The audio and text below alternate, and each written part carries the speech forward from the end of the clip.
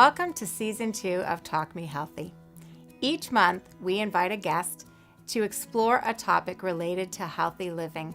They share their expertise, personal stories, and we learn from them how they turned their passion and knowledge into practical tips that you can use now to improve your health. I'm your host, Sherry Keating, founder of Diabetes Care Consulting. My goal is that you will hear something each show that will motivate you to make a small change towards living a healthier, happier life.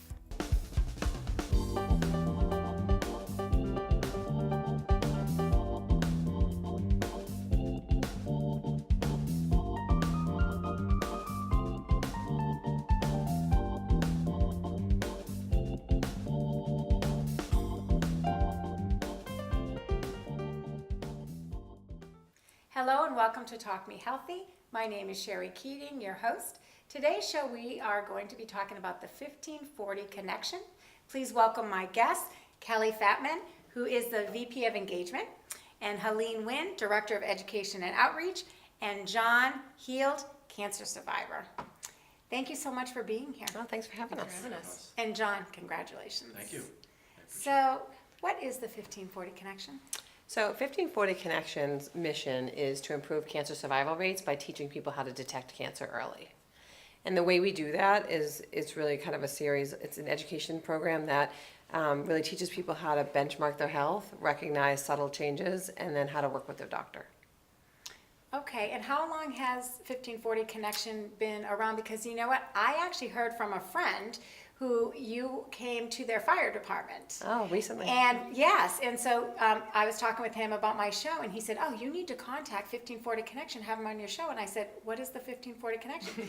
He told me a little bit about you, so I called. And so I've never heard of you before. Yeah, so we've been around for 10 years. Wow. We're in Westboro, Massachusetts, is our headquarters, but we're a national organization.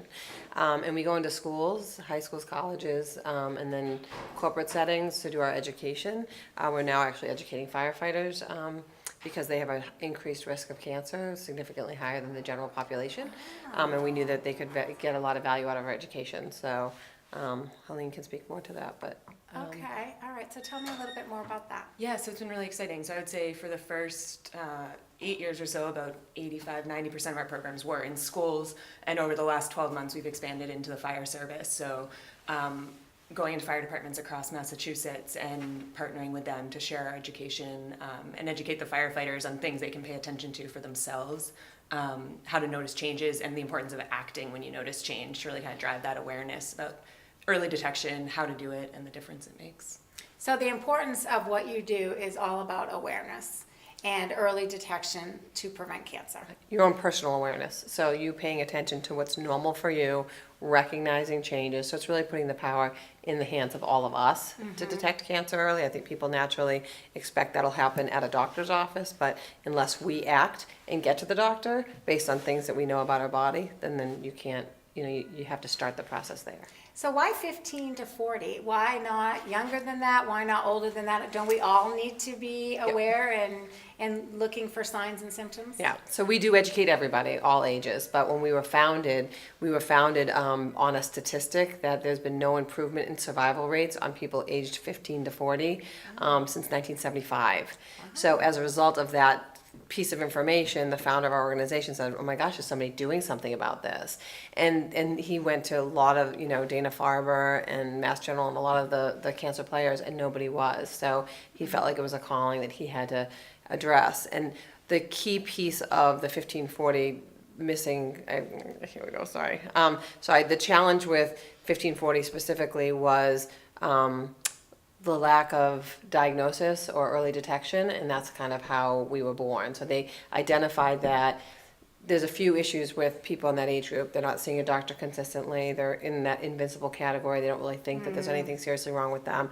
And then doctors don't really think that they're going to have cancer. That's not what they expect when the person comes to the office. So that combination was leading to kind of misdiagnosis or late diagnosis. So that's where the name came from, but what we realized quickly is that our education works for everybody. So now we train everybody. Well, I'm a survivor myself, and my cancer was very rare, and people did not understand or know about my cancer, so it was being mistreated, and not on purpose, but because they didn't know what they were dealing with. And so I think this is wonderful because of my experience. And the only reason that I ended up having a biopsy was being a nurse. It was something that I, in my gut, knew that something was wrong, and I always tell patients to go with their gut because your gut has, you have good instincts. So I demanded a biopsy, and they kind of laughed about it because they're like, yeah, who gets cancer in their thumb? And so I said, well, I don't know. I just feel like I have cancer. And so they did it, and it was cancer. So, I think knowing your body is critical. And when something doesn't look right or seem right in your gut, go with it. That's really, I feel, so important. So I think what you're doing is great. Give me some examples of what kind of education that you're doing. What are the educational programs like? Yeah, so we have I like to say, a flexible programming model. We do on-site programs, so go in, like the presentation you were talking about in the fire department, going in and presenting in person. We also run online webinars, so we do live webinars. Folks can we get a lot in the corporate wellness space. People want to bring it in, they schedule it for their company. People can sign up and join from their desk, but we also do public webinars. So at least every other month we're running a public webinar. Folks can just join on their own, call in, CD education live. And then kind of the third bucket that we work in is a train the trainer model. So as we've expanded, we realized in order to really scale, we needed to be able to not have us delivering all the education. We needed more folks out there. So partnering with health teachers, specifically high school health teachers, and also on college campuses, we go in, we train them in our materials, we provide materials electronically, and it's like plug and play lesson resources. So then they can bring them to their students, not just during that semester, but kind of semester after semester, year after year. So it becomes integrated in the curriculum, which has been awesome. So starting from kids, just like everything else, I believe, like I'm a diabetes educator, so I believe prevention starts from childhood in terms of preventing diabetes. So getting out into the schools and increasing education with, these teens is such a great idea because they're in that phase in their life that, their bodies are very important and they know their bodies. So hopefully that helps them to screen themselves better. Well, and we always talk about, too, the importance of prevention, so how do you stay healthy, but also early detection. So you can do everything right, and you still might get sick. So what can you do to try and get back to health as quickly as possible? And that's what our conversations are all around, that, like, what can you do to give yourself the best shot of getting back to health if something starts to change? And I think often we hear from people who've had cancer and their body was sending them signals, but they didn't know what they meant. Right. And so part of our education is really to help them understand that these could be signs. And certainly changing your health don't mean you have cancer, but it's good to get to the doctor and find out what it is and get back to health Better quicker. safe than sorry. Yeah. That's right. That's right. So looking back on your success rate since you started the company, do you know like some statistics of how many people ended up finding something that led to cancer diagnosis? Or So all of our information now is anecdotal. So people call us and tell us, we know John, we got a call from a young man who was at Worcester Academy. He got our education in October and he called us in February. And so we have stories like that. We're actually working on a project that will launch in its test phase in early January, which will actually help us build this data kind of more in a cohesive way so that we can really track it. But up till now, it's really been anecdotal data. But every story we hear, you can't hear enough of them. well, I was going to say one changed life is a huge success. Right. And John, you're one of those cancer survivors that was connected with 1540, or how did you get involved in this organization? Yeah, I am, and fortunate for me, I'm good family friends with the gentleman that started 1540. Okay. But one of the early things that I had learned was, I'm probably your typical average male in that if you feel good, you don't go to the doctor until you really have to. As a result of me, having these conversations with Mr. Coughlin years ago, I started to get my annual physicals, which I never did.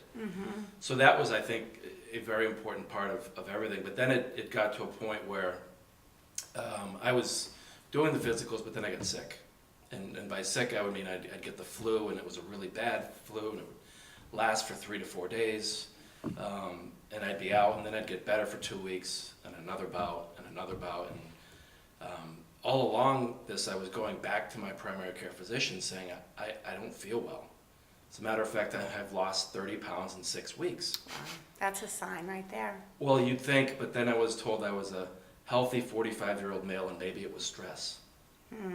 So it continued, and my wife said, I'm elastic, and she said, this is not right, we've got to go to the emergency room.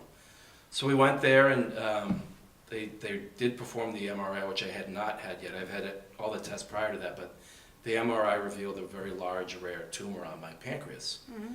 And, you get that message that you've got cancer, and of all cancers, it's on your pancreas, which is pretty tough. But through immediate action, getting into Dana-Farber and all the good people at Mass General and getting treated, they removed this gastrinoma on my tumor, and that was October 5th.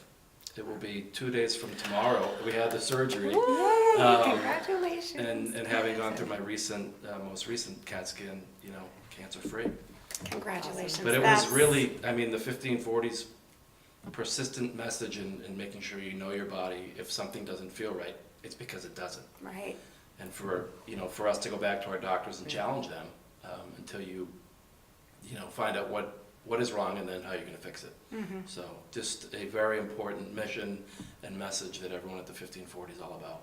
And I can see your emotion. It's a Yeah. big day in a few days for you. Yeah, I actually didn't think about it until it's Right October 3rd.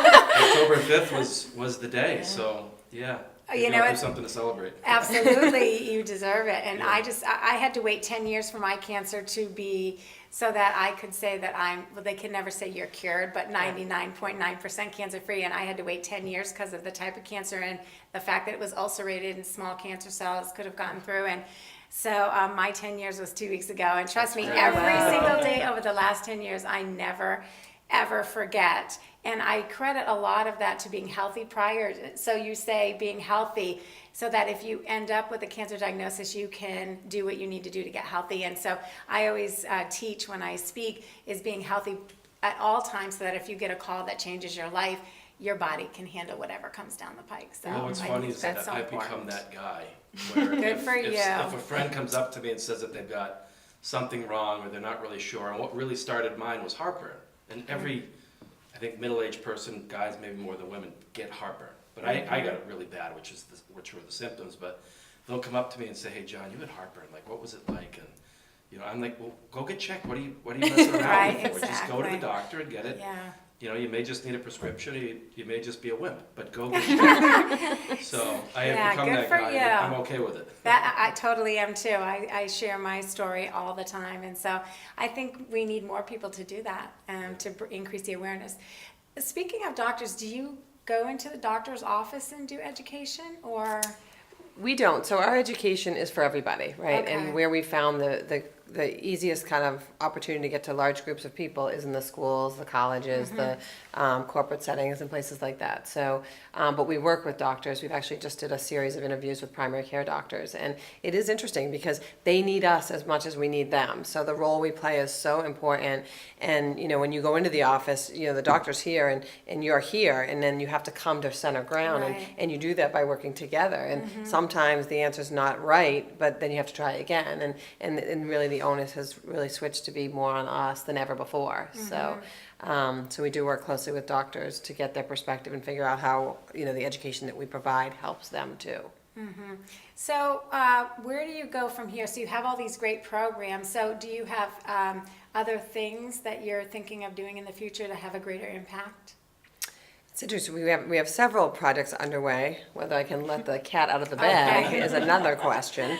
I think the data project is a big one, and Yeah. that one is one that's going to kind of alpha testing, which is something that your phone will give you some information. After you have our education, you'll be able to fill out a survey, and then we can track you, and it'll give us some good information. It'll also help people track themselves. So that's something I think that's innovative and new. We're doing some work around legislation and in that space, because we also know that this education is so critical. It really needs to be elevated. And there's a process to do that. But I think the reality is our goal is to be everywhere, right? So we want to be in all the schools. If we hit 20% of the schools in Massachusetts, at the end of last year, I think. And so we're just continuing to, really push to get as many people to get this education as possible. So that's really, I would say, the next few years' vision for us. Is it just based in Massachusetts? We're based here, but we are national. So because we have, web-based learning and some of those tools, we can do some stuff outside of, but our feet on the street is here. So we've been more effective here so far, but the goal is to be everywhere. Expand. So what can everyone do? How can we all help in your mission? That's a good question. I think, from my perspective around the training, when I say that we want to be everywhere, we mean that. So, if you're in a high school, you're in a college, you're in a corporate environment that can allow for us to come in and do an education. It's 40 minutes, and it's 40 minutes that can change people's lives. Absolutely. So, we're a small but mighty army of people who are making the calls, and we're getting in places every day. But obviously, it's a lot easier when someone says, "We want you to come here," versus calling out and trying to get them to come. So I'd say that's one thing, for sure. Yeah, I think inviting us in to do programs, or if you're not in the place to do that, telling people. So, you said your friend saw us speak in the fire department and told you, and that's something that at the end, so I've been doing a lot of the firefighter programs, and at the end of every session I say, we have these cards, and I say, I want you to keep one card, and I want you to give a card to someone else, tell someone else. And I think that's one of the most valuable things people can do to get involved and to support our mission. We're very active on social media, we're very active, we've got a newsletter, we do fundraising events like any nonprofit. So there's sort of all those traditional ways to get engaged with us too. But opportunities to further the education is always amazing. And I think that's one thing that Helene mentioned earlier, that we actually have public webinars. So anybody can get our education now, which wasn't the case a year ago. So they usually come up every other month, but if you sign up for our newsletter, you'll get the information of when the next one is. And it's just a great opportunity for anybody to get the education. You don't have to be in a school, you don't have to be in the corporate that brings it in. So we recommend people sign up to get that information. And how do you get funding for your program? Because you're a nonprofit, so do people make donations, or is it all donation based? Yeah, so we have a very large gala and golf tournament, which is a big piece of our funding. We do that annually. We also have private donations and foundation money. So it's a kind of a combination of the three. And where would someone go to look into your educational programs, learn more information? You said you're on social media. You must have a website to get those webinars. So can you tell our viewers what that is? And we'll also put it on our show so that you'll have that as well. Perfect. Great. Yeah, so the website's probably the easiest place to go. It's Okay. just 15-40.org. Okay. And there's a place there where you can send an email in being like, hey, I'm interested. Hey, I saw you on Talk Me Healthy. I want to learn more. And someone will reach out. The info email goes to, I think, like 90% of the office. So we all get it and figure out kind of who's going to come back. But we're really quick to reply there. And then really any of the social media platforms, we're on as 1540 Connection, and we're constantly sharing out stories, sharing out information about events, sharing things like, John told his story at our gala and we have video of it. So sharing out video content just to keep our mission and message front of mind so that people are kind of getting information. But I would say if you're looking for one place to start, the website is it. I would actually like to get involved, so definitely. Yeah. Well, and I'll put in a plug for the gala that they host every year. I don't know when it is this year. It's June. It's they moved it June from June 4th to 3rd? no, it's the following weekend, I Okay. believe. But it is one of the best nights in central Massachusetts as far It's as very getting fun. a good group of people together, followed by an even better day of golf at Worcester Country Club in the Haven the next is day. fun. It is one of the best night-day combinations around. Then I need And to you- learn and to you play get to see- golf between now and next year. It's definitely one of the first 2 weekends in June. It's just there was a little bit of scheduling, so we just Check need the to website. confirm it. Yeah, Exactly. check Always the website. website. Exactly. The you saying that you want to get involved too makes me think another thing we have on our website is Learn From Me stories. So we have cancer survivors who reach out to us and share their story, kind of whether they knew about us before their diagnosis or learned about us afterwards, and they talk about their story. They write up. It's a one page. We have I don't know how many on our website now, Over 100. but over 100 people from across the U.S., all different ages, and so we're always looking for folks to share their stories with us and kind of put them out there and just keep the conversation going. This was my experience. This is what I learned. This is what I did well, this is what I wish I'd done, you know, so that people can learn from their experiences. Well, I can So totally valuable. do that. Yeah, which So that would be I will great. definitely, yes, because, you know, it's all about advocating for yourself, and, you know yourself best, and you know when something isn't right. And so definitely in screenings, and really making sure that you're being heard by the doctor. And, you know, and then staying healthy prior to any medical issues, so that you are strong to go through what you had to go through. Did you have to have chemo and radiation? And I did. We did chemo for 2 months with the goal to shrink the tumor. okay, And then that wasn't working, and they said, either way, you're having surgery, so let's just get the surgery sooner. okay, And fortunate, if you're going to get sick, we're in the best part of the country to get sick, with Mass General and Dana-Farber. love that in the hospital. city. And yeah, so in addition to the 1540, I'll support whatever they ask of me moving forward. But yeah, so it's just extremely important.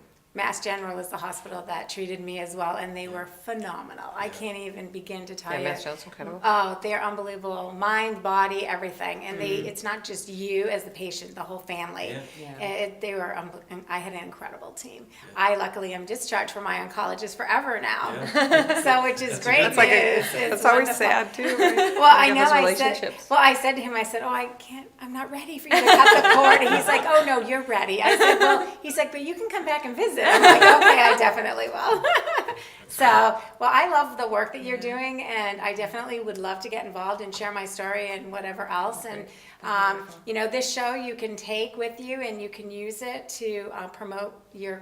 The 1540 connection, and try to increase awareness in more places. Yeah, no, great. Thank you, Thank you for Sharon. having That us. would be Yeah, thanks for having good. us. So I just want to remind the viewers to get involved, to learn more, to look into educational programs for your school, your business, your corporation, organization. Go to 15-40.org. .org. Okay, great. And so I want to thank you so much for the important work that you're doing. And John, I want to congratulate you for almost a year. That is you. wonderful news, and I wish you many, many more years of health and happiness. We'll see you at the gala. I will be, and I'm gonna. How about see me on the golf course so you can teach me some lessons? And next month it's Diabetes Month, so we will be sharing my passion and helping people prevent and manage diabetes, and we will have a personal story of someone who has diabetes and who is living day to day with diabetes. And so until then, remember to live your best life every day. This is Sherry Keating. Thank you for tuning in.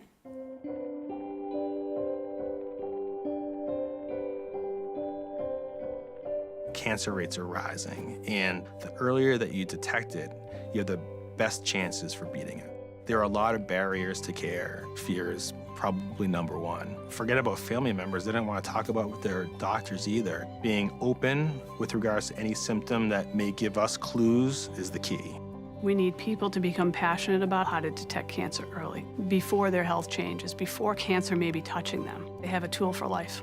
Cancer symptoms are subtle and persistent health changes. Pay attention to these health changes, your chances of beating cancer go way up. When you know when to react and how to team with your doctor, lives are saved. It might be a lump or a bump, or it might be in a place you don't want to talk about, but it's not your norm. It's something that's different. You need to act on it. Go to that doctor. Talk about something that maybe they're uncomfortable talking about something that they may be scared to talk about. Teach them how to speak up for themselves as their own advocate. I just think that's the key for everything.